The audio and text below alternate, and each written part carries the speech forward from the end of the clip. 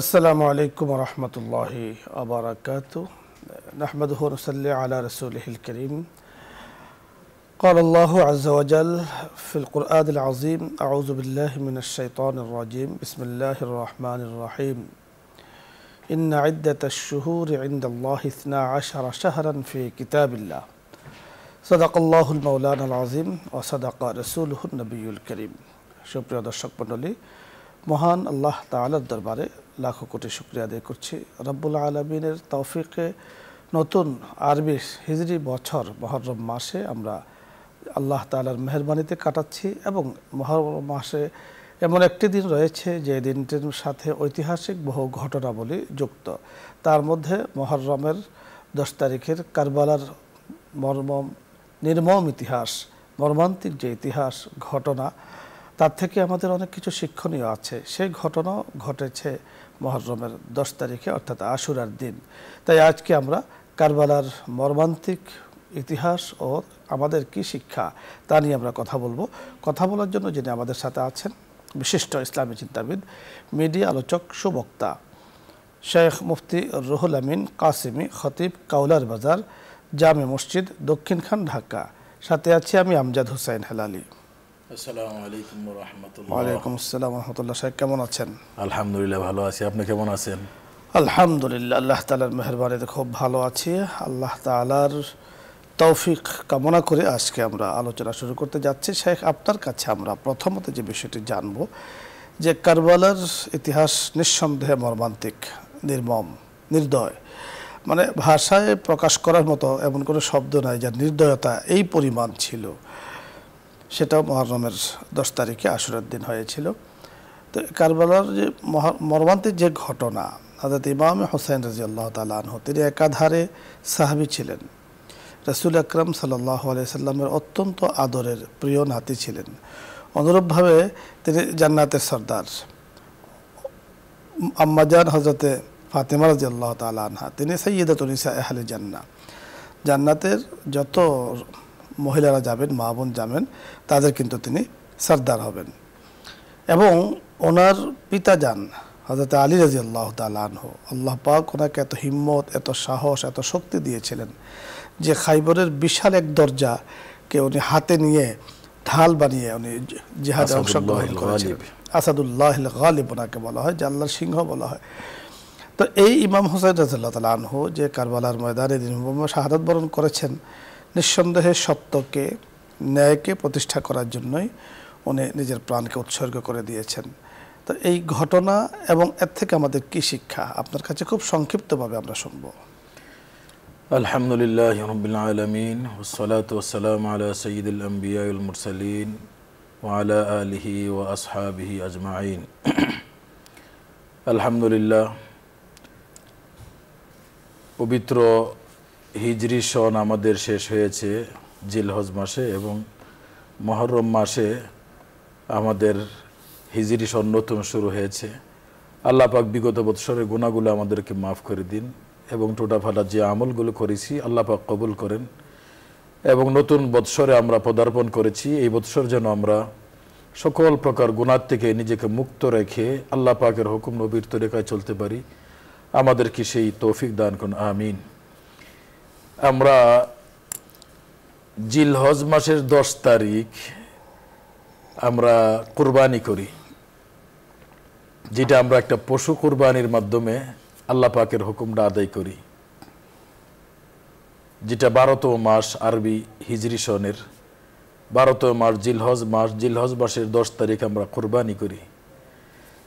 কিন্তু এরপরেই জিলহজ মাসে এই আরবি হিজরি সনের প্রথম মাস যেটা মুহররম, অর্থাৎ জিলহজ মাসের পরেই আসে, সেই মুহররমের 10 তারিখ হলো যেখানে হযরত হুসাইন রাদিয়াল্লাহু তাআলা আনহু এই ইসলামের জন্য কুরবান হয়ে গেছেন। তো হযরত হুসাইন রাদিয়াল্লাহু তাআলা আনহু পৃথিবীর সমস্ত মুসলমানদের হৃদয়ে তার যে ভালোবাসা, যে মহাব্বত, আপনি একটু আগে বলছেন যে আল্লাহ রাসূলের প্রিয় দৌহিত্র এবং যাকে অনেক ভালোবাসতেন, হযরত ফাতেমা রাদিয়াল্লাহু তাআলা আনহার কলিজার টুকরা, হযরত আলী কাররামাল্লাহু ওয়াজহা, যিনি এত বড় বীর ছিলেন, তো একদিকে সম্মানের দিক থেকে তারা কত উঁচু আসনের, আল্লাহ রাসূল যাদেরকে এত ভালোবাসতেন, এবং জান্নাতের তারা যুবকদের সর্দার হবেন। আর সেই যুবকদের সর্দার হযরত হোসেন রাদিয়াল্লাহু তাআলা আনহু এমন একটা সময় যেখানে আল্লাহ রাসূল ছিলেন না, তার মা হযরত ফাতেমা ছিলেন না, হযরত আলী কারামাল্লাহু ওয়াজহা তিনিও ছিলেন না, এবং তার বড় ভাই হযরত হাসান তিনিও ছিলেন না। এমন একটা অবস্থায় যে তার পুরা পরিবার ৭২-৭৩ জন সদস্য নিয়ে তিনি সেই একমাত্র কুফাবাসীর, তাদের অনুরোধ ছিল যে আপনি আসুন, আমরা আপনার কাছে বায়াত হব এবং আপনি আমাদেরকে দ্বীন শিক্ষা দিবেন, আমরা দ্বীনের উপরে আপনার পরামর্শ অনুযায়ী চলব। কারণ সেই সময় কুফায় খুবই সংকট চলতেছিল, যার কারণে হযরত হুসাইন ভাবলেন যে আমার যাওয়া উচিত সেখানে, নানা জানের সেই ইসলাম যেন সেখানে প্রতিষ্ঠিত থাকে, সেটা যেন ক্ষতিগ্রস্ত না হয়। তো অনেক সাহাবাই কেরাম তাকে নিষেধ করেছিলেন যে রাজনৈতিক উত্তাপ অবস্থা, সেখানে আপনার না যাওয়াই ভালো, কারণ এখন ইয়াজিদ ইবনে মুআবিয়া সে সেখানে ক্ষমতার মালিক। তো এই অবস্থায় আপনাকে আমরা নিরাপদ মনে করছি না। কিন্তু হযরত হুসাইন অকুত ভয়, তার তো একটাই কথা যে আমার নানার সেই ইসলাম যেন নষ্ট না হয়। হযরত হুসাইন রাদিয়াল্লাহু তাআলা আনহু তার নিজের কি ক্ষতি হবে, কি বিপদের মধ্যে পড়বেন, সংকটে পড়বেন, সেটা চিন্তা করেননি, শুধু ইসলামের জন্য তিনি এগিয়ে গেলেন। কিন্তু আল্লাহ পাকেরও মানসা এভাবে হইতেছিল যে দিন জিন্দা হতা হ্যায় হর কারবালা কে বাদ, যে কারবালার মাধ্যমে আল্লাহ তাআলা যে দিনকে জিন্দা করবেন। হযরত হোসেন রাদিয়াল্লাহু তাআলা আনহু ইতিহাসে আমরা যতটুকু পাই যে কুফাবাসীদের সেই আবেদনের প্রেক্ষিতেই উনি গেলেন। তারাও ভালো ছিল, তারাও আবেদন এই জন্য জানাইছে যেন উনি যেন আসেন, কারণ হযরত আলী রাদিয়াল্লাহু তাআলা আনহু এবং হযরত হাসান ওনাদের ইসলামিক রাজধানীও সেখানে ছিল, অনেক মানুষ তাদের প্রতি আলাদা একটা মহব্বত ছিল। হয়তো হুসাইনও সেখানে ছিলেন অনেক দিন, দীর্ঘদিন। তো এই জন্য ভাবলেন যে আমি যদি যাই সেখানে মুসলমানরা একটা আস্থা ফিরে পাবে এবং তারা একটা পরামর্শদাতা পাবে, এই জন্য আমার যাওয়া উচিত। হয়তো তারা এই জন্য চিঠি পাঠাইছে এবং তাদের উদ্দেশ্য ভালো ছিল। কিন্তু সেই কুফার গভর্নর ছিল ওবাইদুল্লাহ ইবনে জিয়াদ, যাকে একটা কঠোর দিলের অন্তর্ভুক্ত, এবং সেটা এই জন্য ছিল যে যখন মানুষের দিলের ভিতরে দুনিয়ার মহাব্বত যখন চলে আসে তখন তার দ্বীনের আকর্ষণ তার দিলের ভিতরে থাকে না। ওবাইদুল্লাহ ইবনে জিয়াদ সে তার নিজের ক্ষমতাকে টিকায় রাখার জন্যে ইয়াজিদ ইবনে মুআবিয়ার সেই ইশারাকে সে বাস্তবায়ন করতে ছিল ভিন্নভাবে। আপনি যথার্থ বলছিলেন, কারবালার মর্মান্তিক ইতিহাস আমাদেরকে স্মরণ করিয়ে দেয় যে অসত্যের সাথে কোনো আপোষ নয়। হযরতে হুসাইন রাদিয়াল্লাহু তাআলা আনহু তিনি আজিমতের উপরে আমল করছিলেন যে আল্লাহ পাক যে দিন ইসলামকে মনোনীত করেছেন কিয়ামত পর্যন্ত, যে দিন ইসলাম থাকবে, রাসূল আকরাম সাল্লাল্লাহু আলাইহি সাল্লাম যিনি এই দিন ইসলামকে প্রতিষ্ঠা করার জন্য নিজের মাতৃভূমি ত্যাগ করেছিলেন, মদিনায় এসেছেন, এবং মদিনাও সর্ব অবস্থায় কিন্তু প্রতিকূল অবস্থাও ছিল, অনুকূলও ছিল। প্রতিকূল অবস্থাগুলোকে ডিঙ্গিয়ে ইসলামের যে একটা তখন সারা বিশ্বের মধ্যে, বিশ্বের আনাচে কানাচে ইসলামের সুন্দর বাণীগুলো পৌঁছে গিয়েছিল, এটাকে ধরে রাখার জন্যই কিন্তু উনি চেষ্টা করেছেন যাতে এটাকে টিকে থাকে। এই জন্য উনি বের হয়েছেন কুফার উদ্দেশ্যে। দর্শক মণ্ডলী, কারবালার মর্মান্তিক ইতিহাস আমাদের কারোই অজানা নয়, তবে এই ইতিহাসকে ইতিহাস হিসাবেই আলোচনা করতে হবে। আহলে সুন্নাত ওয়াল জামাতের যে আকীদা ও বিশ্বাস সেই অনুযায়ী দেখতে হবে।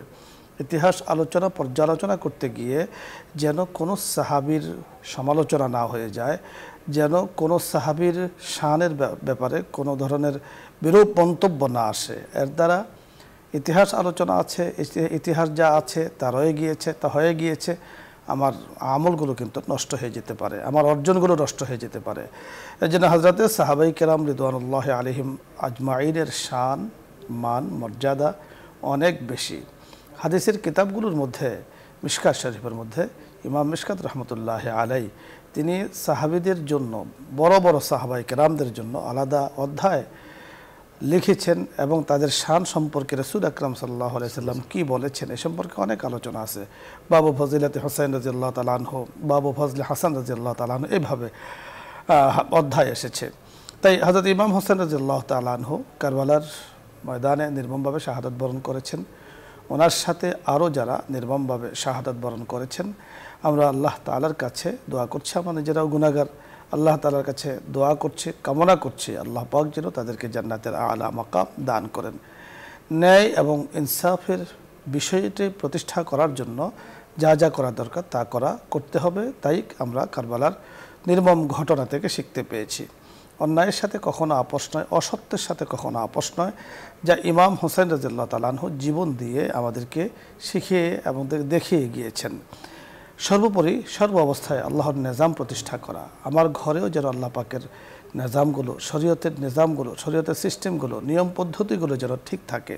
আমার সমাজে সব জায়গাতে যেন শরীয়ত যেভাবে চায়, মেজাজের শরীয়ত যেভাবে চায় সে অনুযায়ী যেন আমি চলতে পারি। আমার ঘরের মধ্যে যদি দিন না থাকে, আমার পরিবারে যদি দিন না থাকে, আমার নিজের মধ্যে যদি দিন ইসলাম না থাকে, ইসলামের সিস্টেম নিয়ম কানুন না থাকে, তাহলে একটা পর্যায়ে কিন্তু আমরা ক্ষতিগ্রস্ত হয়ে যাব। আল্লাহ রাব্বুল কারীম আমাদেরকে কথাগুলো বোঝার তৌফিক দান করেন। আলোচ্য বিষয় নিয়ে অথবা ইসলামের যে কোনো মাসলা মাসাইল নিয়ে আপনার যদি কোনো কিছু জানার থাকে প্রশ্ন করতে পারেন, আমরা চেষ্টা করব কথা বলার জন্য।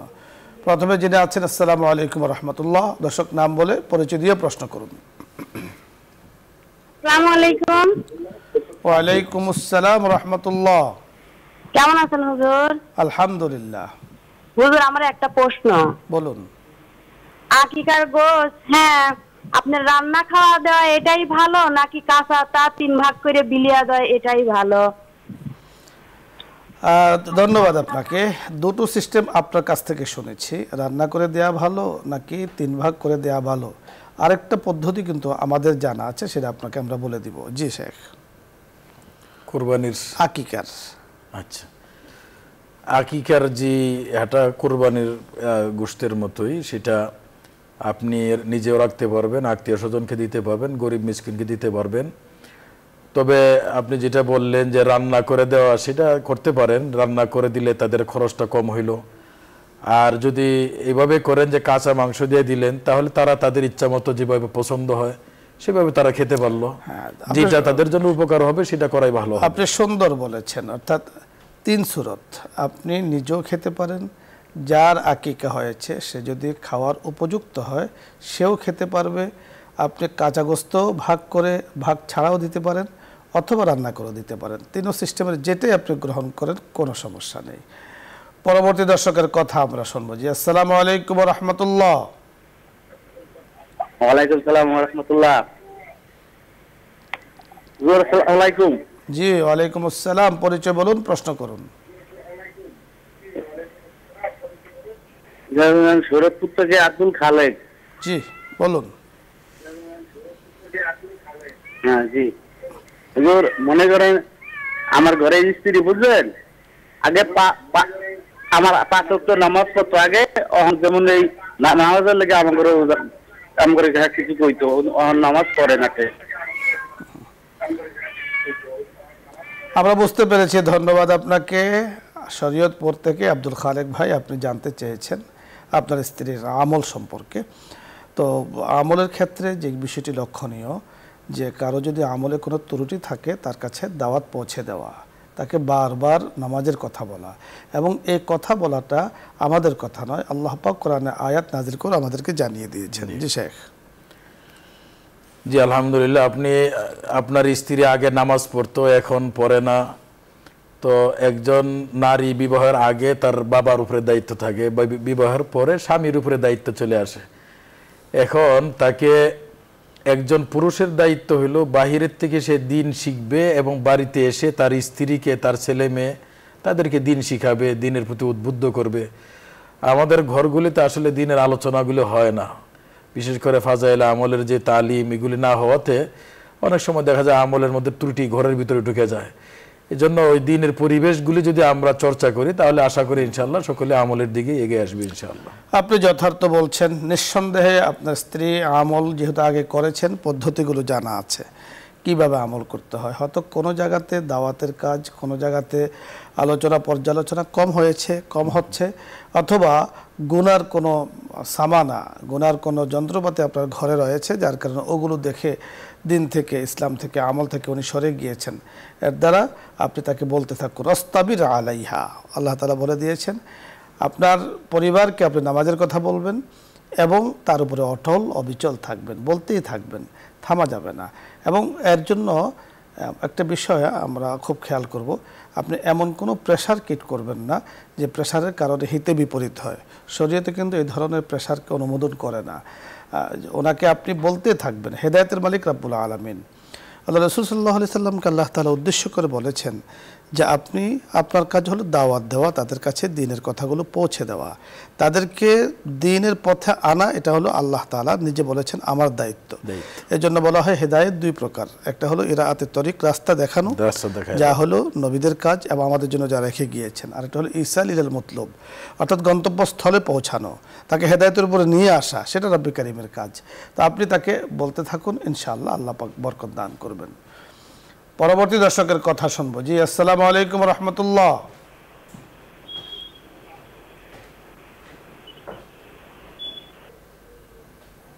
পরবর্তী দর্শকের কথা শুনবো। আসসালামু আলাইকুম। আসসালামু আলাইকুম। ওয়ালাইকুম আসসালাম রহমতুল্লাহ। জি, আমার দুটো প্রশ্ন আছে। পরিচয় বলুন। আমার নাম নুরুল ইসলাম, আমি বলছি গুলশান থেকে। আমার দুটো প্রশ্ন আছে। একটা প্রশ্ন হলো মুহররম সম্বন্ধে, আর একটা প্রশ্ন হলো নামাজ সম্বন্ধে। আমি প্রথম প্রশ্ন মুহররম সম্বন্ধে প্রশ্নটা যেটা করতে চাই, হযরত হোসেন রাদিয়াল্লাহু তাআলা আনহু, উনি নবীর দৌহিত্র, উনি ইসলামের জন্য যথেষ্ট করেছেন ওনার, এবং কারবালার বিয়োগান্তক ঘটনায় উনি শাহাদাত বরণ করছেন। উনি কি সাহাবী পিতর পড়েন কিনা, এবং এই 10ই মুহররম উপলক্ষে ওনার জীবনী নিয়ে আলোচনা করা যায় কিনা, কারণ অনেক মসজিদে ইমাম সাহেবরা ওনার জীবনী নিয়ে আলোচনা করতে চান না, এবং আলোচনা যারা করতে চায় তাদেরকে বিরত রাখার চেষ্টা করেন। দ্বিতীয় প্রশ্ন হলো নামাজে আমরা সাধারণত নামাজের নিয়ত আরবিতে বলে নামাজ আদায় করি, কিন্তু এখন ইমাম সাহেবরা বা অনেক হুজুররা বলেন যে নামাজের নিয়ত করার প্রয়োজন নাই, উজু করে শুধু নামাজ কোন ওয়াক্তের নামাজ পড়বেন এটা বলে নামাজ আদায় করলেই চলবে। কিন্তু আমার এখানে প্রশ্ন হলো, আমরা যে নামাজে যে আকামত দেই, জামাতে পড়লে তো হয়তো আরেকজনে দেয়, এবং আমি যখন ইন্ডিভিজুয়াল নামাজ পড়বো এককভাবে, তখন কি আকামত দেওয়া যাবে কিনা? যেহেতু এখানে নিয়ত করার জন্য বারণ করা হচ্ছে, আকামত দেওয়ার জন্য কি বারণ করা হচ্ছে? আপনাকে ধন্যবাদ। সুন্দর সুন্দর প্রশ্ন করেছেন, খুবই গুরুত্বপূর্ণ বিষয়ের সাথে সম্পৃক্ত এবং জীবন ঘনিষ্ঠ প্রশ্ন করেছেন। আমরা আলোচনা করছি, নুরুল ইসলাম সাহেব আপনি শুনতে থাকুন। জি, আপনার দুইটা প্রশ্নই খুবই সুন্দর। প্রথম প্রশ্ন যেটা কারবালা সংক্রান্ত, হযরত হুসাইন রাদিয়াল্লাহু তাআলা আনহু, তো তিনি তো আল্লাহ রাসূলের দ্বীনের প্রতি যে মহব্বত এবং মুজাহাদা এবং আত্মত্যাগ, এটা পৃথিবীর ইতিহাসে ইসলামের জন্য বহুত বড় একটা ইতিহাস, যে আল্লাহ রাসূলের দ্বীনের জন্য তিনি সপরিবারে আত্মত্যাগ করেছেন। এবং এখান থেকে আমাদের জন্য পৃথিবীতে যত রকমের ইসলাম পালন করতে গিয়ে আমাদের সংকট দেখা দিবে, আমরা এই ঘটনার থেকে একটা শক্তি নিতে পারবো, যে কিভাবে ধৈর্য ধারণ করতে হবে, কিভাবে ত্যাগ স্বীকার করতে হবে, এবং ইসলামের উপরে তারপরও অটল থাকতে হবে, যত বড় বিপদ বাধা আসুক না কেন। তো এই আলোচনা তো অবশ্যই করতে হবে। আলোচনা এটাকে গোপন রাখা বা চর্চা না করা এরকম কিছু নাই। এই আলোচনার থেকে আমাদের জন্য অনেক বড় শিক্ষা এখানে আমাদের আছে, যেটার দ্বারা আমরা এই 1400 বছর পরে আমরা সেখান থেকে শক্তি নিয়ে আমরাও এরকম ভাবে দ্বীনের জন্য জীবন উৎসর্গ করতে পারবো। যে আল্লাহ রাসূলের নাতি। আপনি যথার্থ বলেছেন, আপনার সাথে আমি এই প্রশ্নে একটু যোগ করতে চাই। জি, যে আমার ভাই যিনি প্রশ্ন করেছেন যে 10ই মুহররম ইমাম হোসেন রাদিয়াল্লাহু তাআলা আনহুর জীবনী নিয়ে আলোচনা করা যায় কি না, আমরা বলবো যায় না। এটা ওই দিনই নয়, শুধু সারা বছর এই নিয়ে আলোচনা করা উচিত। সময় সময় আলোচনা করা উচিত। এখান থেকে শিক্ষণীয় অনেক ঘটনাই রয়েছে। ওই দিনও করা উচিত, আগেও করা উচিত, পরেও করা উচিত। এখান থেকে শিক্ষার অনেক কিছু আছে। এক নম্বর বিষয়। দ্বিতীয় বিষয় হলো আপনি যে বিষয়টি বলেছেন যে কেউ কেউ হয়তোবা একথা বলছেন যে ওই দিনকেই খাস করে শুধু ওই দিনই ইমাম হোসেন রাদিয়াল্লাহু তাআলা আনহুর জীবনীকে, আদর্শকে, ওনার ত্যাগকে, কোরবানিকে আলোচনা করা, পরে আলোচনা না করা, এটা ঠিক নয়। শুধু ওই দিনকেই খাস করা, সম্ভবত কারা বলেছেন, কি বলেছেন আমরা জানি না। আপনার কথা থেকে আমরা যেটা অনুভব করছি এই হিসেবে বলেছেন, না হয় নিষেধ করার কোনো কথা নয়। কারণ আপনি শুধু ওই দিনই আলোচনা করলেন, পর্যালোচনা করলেন, সে বিষয়টি আপনি দেখলেন, পরবর্তীতে না শিক্ষা আছে, না ত্যাগ আছে, না কুরবানি আছে, তাহলে আমি ওই দিনই আলোচনা কেন করব? আরেকটি বিষয় হলো যে এই আলোচনার জন্য এই দিনকে খাস করতে করতে একটা পর্যায়ে এটা ফরজ বা ওয়াজিব, একটা সুন্নাহ মুআক্কাদা জরুরি পর্যায়ে চলে আসতে পারে। ইভেন কারবালার যে ঘটনা, এই ঘটনাটি অত্যন্ত স্পর্শকাতর একটি ঘটনা, অত্যন্ত মর্মান্তিক, এবং এই স্পর্শকাতর মর্মান্তিক হওয়ার কারণে এখানে ঐতিহাসিকদের অনেকের পা পিছলে গিয়েছে, অনেকে সঠিক পথের উপরে নেই, যার কারণে অনেক কল্পকাহিনী রচিত কিছু গ্রন্থ আমাদের চোখের সামনে পড়েছে, দৃষ্টিগোচর হয়েছে, যেগুলোর মধ্যে ইতিহাসের জায়গায় রাখা হয়নি, ইতিহাসকে বিকৃত করা হয়েছে। যার বই, অনেকগুলো বই আপনারাও পড়েছেন, যেগুলোর সাথে আসলে ইসলামের মৌলিক স্পিরিটের কোনো মিল নেই। এই হিসেবে হয়তো বাকি যদি বলে থাকেন, এবং শিয়ারা যে কাজগুলো করে, আমরা কারো নাম বলছি না, মৌলিক বিষয়টা হলো এজন্য মৌলিক বিষয়টাকে সামনে রাখতে হবে। আপনি যদি সকল কিছুকে ছানবিন করে, বাছাই করে আপনি আলোচনা পর্যালোচনা করেন, আপনার পরিবারে করেন, মসজিদে করেন, হতে পারে, কোনো সমস্যা নেই। কিন্তু বিষয়টা যেন মানে এক পাশ না হয়ে যায়, বিষয়টা যেন কোনো সাহাবীর শানের উপরে কোনো ধরনের কথা না আসে।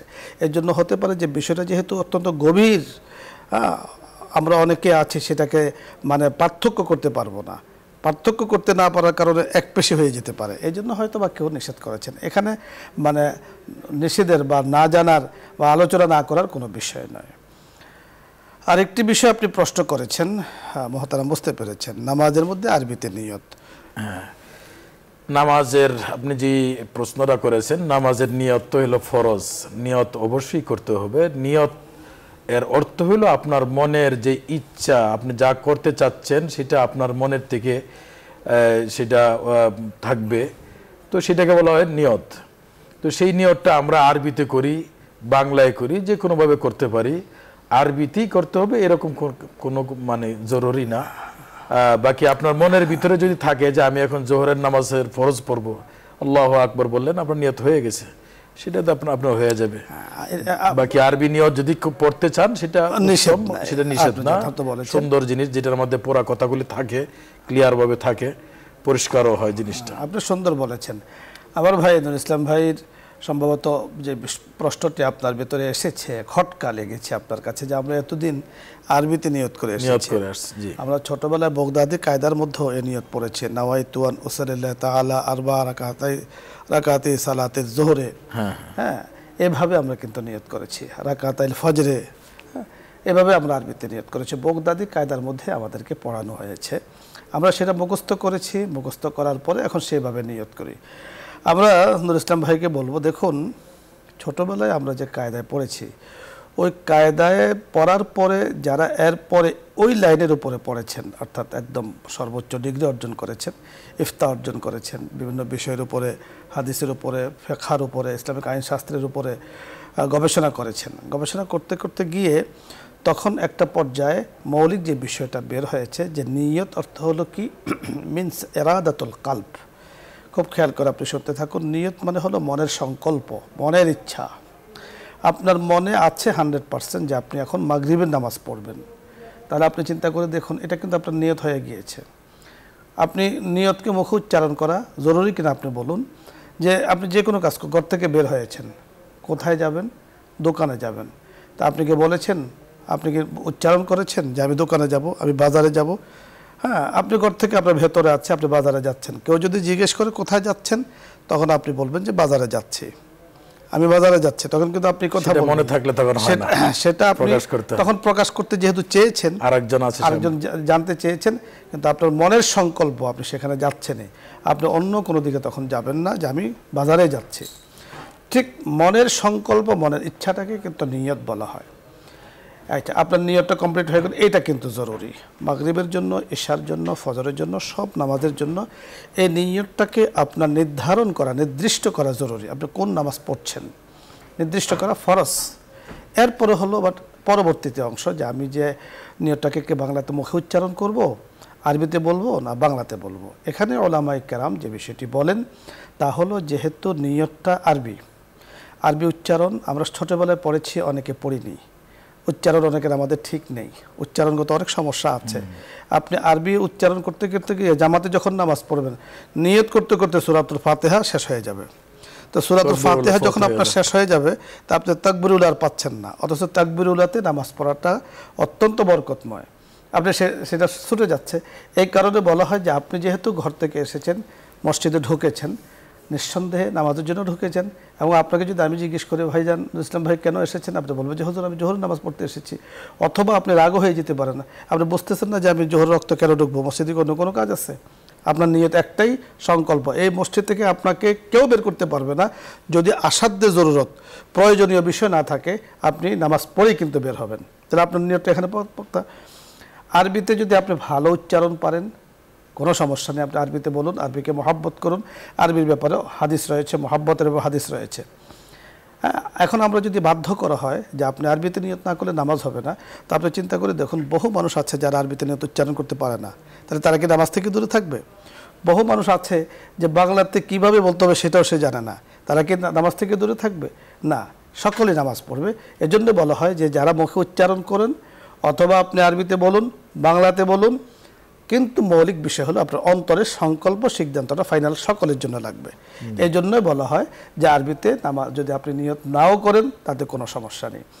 2 নম্বর বিষয় হলো, ছোটোবেলায় যে আমরা বগদাদি কায়দায় পড়েছি, যদি আজকে আমরা ওইটা না পড়তাম তাহলে আমাদের জন্য বড় কঠিন হয়ে যেত নামাজে। আমরা সেটাকে ফলো করে অনেকে নামাজ পড়ছি আলহামদুলিল্লাহ। সেটাও যদি না পড়তাম তাহলে নিয়তটা কিনে সেটাও আমরা বুঝতাম না। অনেকে আছে এরকম, ছোটোবেলায় মাদ্রাসায় যায়নি, মক্তবে যায়নি, হুজুরের যে পড়াইছেন একদম সুন্দরভাবে, মাঝে মাঝে পিটুনিও দিয়েছেন, হ্যাঁ, সেটাও অনেকে খাননি। তো তখন কিন্তু আমরা খুব ভয় পেতাম, যে এটাকে অনেক গুরুত্ব দিতাম। এটা অনেকের বুনিয়াদী শিক্ষা, পরবর্তীতে ডাক্তার হয়েছে, ইঞ্জিনিয়ার হয়েছেন, বড় বড় ব্যারিস্টার হয়েছেন, কিন্তু ওই ছোটোবেলার ওই শিক্ষাটার কারণে উনি কিন্তু এখন সুন্দরভাবে নামাজগুলো পড়ছেন। আরেকটি প্রশ্ন আপনি করেছেন যে আমি যখন একা নামাজ পড়ব, জামাতে নামাজ পড়ি, একামত দেয়া হয়। একামত কিন্তু নিয়তের সাথে সম্পৃক্ত না। একামতটা হলো নামাজ যে এখন দাঁড়াচ্ছে, প্রস্তুতি কমপ্লিট, এখন শুরু হয়ে গেল নামাজ, সেটার একটা এলান, একটা ঘোষণা। একামতের সাথে নিয়তের কোনো সম্পর্ক নাই। নিয়ত তো আপনি অন্তরের সাথে করেছেন, আপনি একামত দিলেও আপনি নিয়ত করবেন, একামত শুনলেও নিয়ত করবেন, না শুনলেও নিয়ত করবেন। আপনি ইসলামে একটু দেখুন যে একামত যারা শুনেছেন, আপনার যদি নিয়তের সম্পর্ক একামতের সাথে থাকে, তাহলে যারা নিয়ত শুনেছেন তারা একামত শুনেছেন, তারা নিয়ত করবেন। যারা পরে এসেছেন একামত শোনেন নাই, তাদের নিয়তের কি হবে? একামত শোনেননি। এই জন্য একামত হলো নামাজের জন্য, নিয়ত হলো আলাদা বিষয়। আপনি যখন একা একই নামাজ পড়বেন, একামত দেওয়া জরুরি কিনা এটা অন্য বিষয়। একা একা যখন আপনি নামাজ পড়বেন, তখন একামতের বিষয়টাকে, এটাকে ঐচ্ছিক রাখা হয়েছে। আপনি একামত দিতেও পারেন, নাও দিতে পারেন। অনুরূপভাবে কাজা নামাজও যখন আপনি আদায় করবেন, একামত দিতেও পারেন, নাও দিতে পারেন, কোনো সমস্যা নাই। দিলেও সওয়াব, না দিলেও গুনাহ নেই। আশা করছি আপনি বুঝতে পেরেছেন। পরবর্তী দর্শকের কথা আমরা শুনবো। জি, আসসালামু আলাইকুম ওয়া রাহমাতুল্লাহ। ওয়ালাইকুম আসসালাম ওয়া রাহমাতুল্লাহি ওয়া বারাকাতুহু। জি, আপনি পরিচয় বলুন, প্রশ্ন করুন। জি, আমি ঢাকা বাড়িধারা থেকে বলছি। জি, নাম বলুন।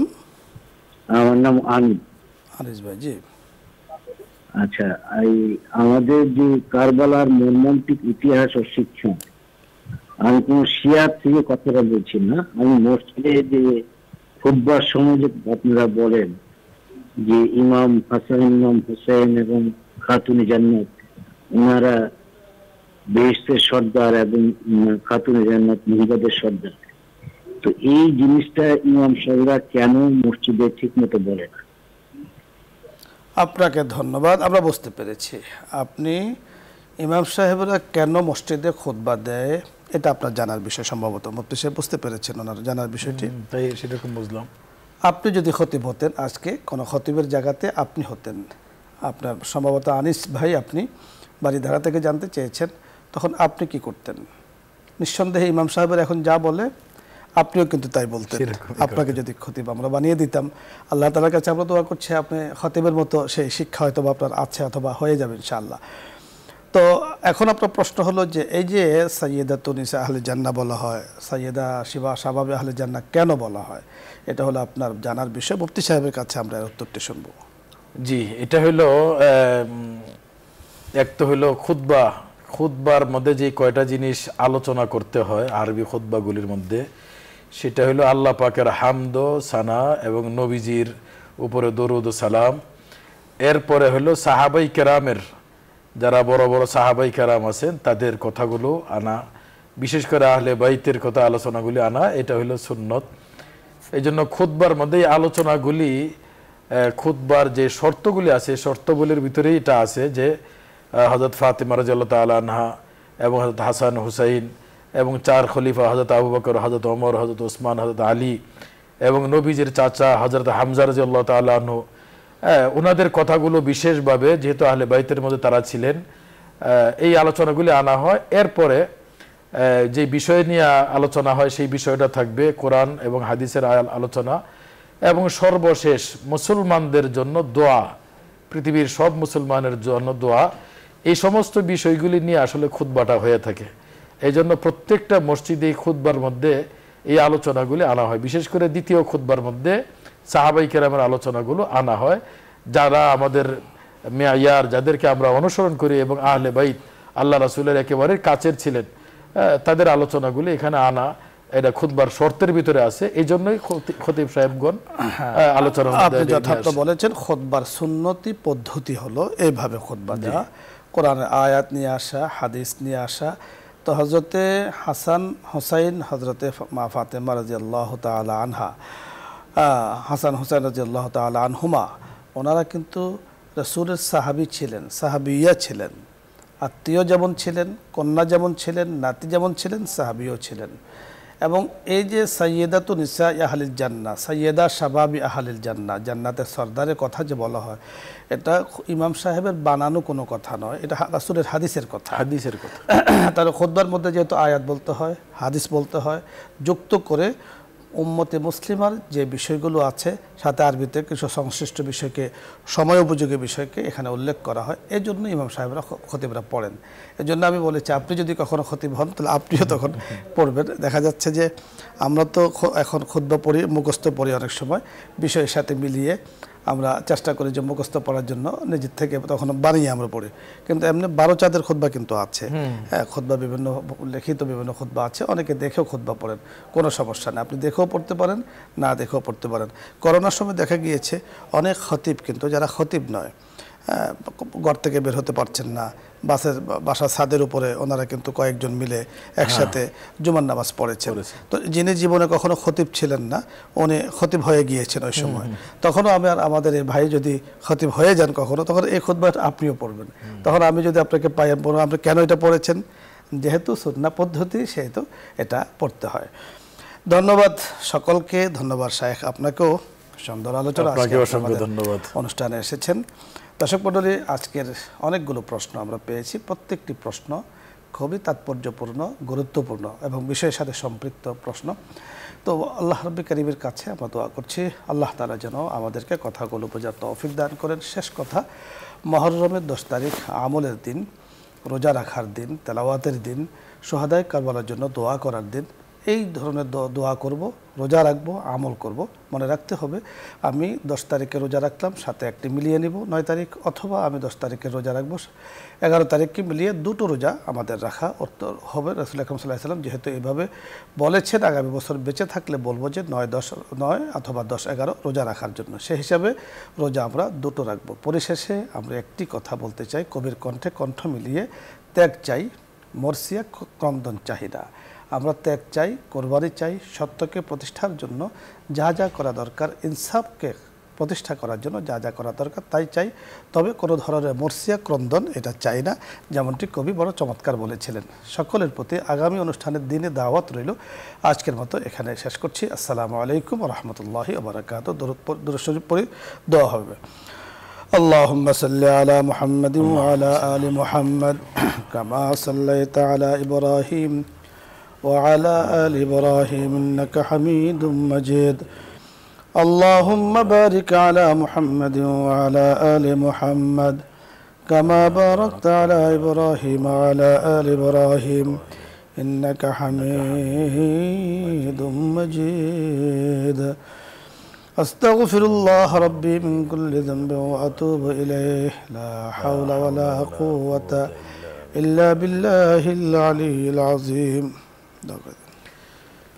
الحمد لله رب العالمين والصلاة والسلام على سيد الأنبياء والمرسلين وعلى آله وأصحابه أجمعين. ربنا ظلمنا أنفسنا وإن لم تغفر لنا وترحمنا لنكونن من الخاسرين. رب اغفر وارحم وأنت خير الراحمين. يا حي يا قيوم برحمتك نستغيث. لا إله إلا الله وحده لا شريك له له الملك وله الحمد وهو على كل شيء قدير.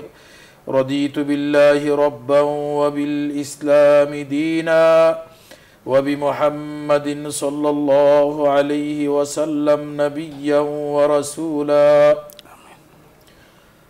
رب العالمين يحكم الحاكمين. আয় আল্লাহ হিজরি সন অতিবাহিত করে, আয় আল্লাহ নতুন হিজরি সন মুহররম মাসে, আয় আল্লাহ আজকে এই অনুষ্ঠানের মধ্যে আমরা দিনই আলোচনা করি। আয় আল্লাহ মুহররম এবং আশুরার দিন, আয় আল্লাহ কারবালার সেই মর্মান্তিক ঘটনাকে আলোচনা করে স্মরণ করে আল্লাহ সমস্ত আয় আল্লাহ মুসলমানদের দিলের মধ্যে যে আঘাত এসেছে, আয় আল্লাহ সেটা স্মরণ করার মাধ্যমে আয় আল্লাহ আজকে অনুষ্ঠান অনুষ্ঠিত হয়েছে। আল্লাহ মেহরবানি করে আমাদের এই অনুষ্ঠানকে কবুল আর মঞ্জুর করে নাও। আয় আল্লাহ শুহাদায়ে কারবালারদের মহব্বত আমাদের দিলের মধ্যে বসায়া দাও। আয় আল্লাহ আমাদের এই মাহফিলের সওয়াবগুলো নবীজির পাক রওজা আতহারে পৌঁছায়া দাও। আয় আল্লাহ আমরা গুনাহগার, সারা জীবন গুনাহ করেছি মাবুদ। আল্লাহ আমাদের জীবনের সমস্ত গুনাহ তুমি মাফ করে দাও। আয় আল্লাহ দ্বীনের উপরে, হেদায়েতের উপরে আমাদেরকে চলার তৌফিক নসিব ফরমাও। আয় আল্লাহ আমাদের এই অনুষ্ঠানকে কবুল আর মঞ্জুর করে নাও। ইসলাম ও আমরা নিউজ 24-এর এই বিশেষ এই আলোচনা অনুষ্ঠান, আল্লাহ এই অনুষ্ঠানের মাধ্যমে সারা বিশ্বব্যাপী মানুষেরা দ্বীনি আলোচনাগুলি শুনতেছে। প্রশ্ন উত্তরের মাধ্যমে প্রত্যেকের দিলের বাসনা, মনের অজানা জিনিসগুলো জেনে আয় আল্লাহ আমল করার নিমিত্তে তারা আয় আল্লাহ এই অনুষ্ঠানগুলি শোনেন। আল্লাহ প্রত্যেকের আমল নামায় লাখো কোটি সওয়াব দ্বারা ভরপুর করে দাও।